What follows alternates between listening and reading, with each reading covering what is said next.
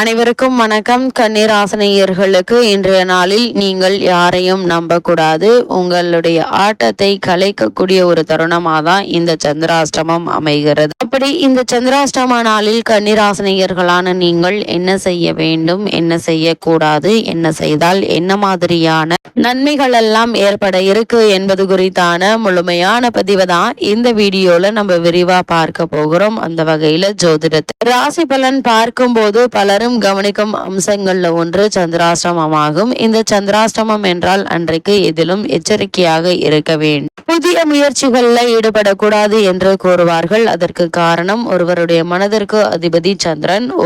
அவர் ஒரு ராசிக்கு 8வது வீட்டில் மறைவு பெற்றிருக்கும் போது மனதில் தேவையற்ற சஞ்சலங்கள் ஏற்படக்கூடும். மனம் அமைதியின்றி தவிக்க நேரிடும். தெளிவான முடிவுகளை உங்களால் எடுக்க முடியாமல் போகும். எனவேதான் பெரும்பாலானோர் சந்திராஷ்டம தினங்கள்ல எந்த ஒரு புது முயற்சியிலும் ஈடுபடாமல் வழக்கமான பணிகள்ல மட்டுமே கவனம் செலுத்த வேண்டும் என்று முடிவு செய்வார்கள். உண்மையில் சந்திராஷ்டமம் என்பது எல்லோருக்கும் கெடுதல் செய்யுமா என்றால் நிச்சயமாக இல்லை.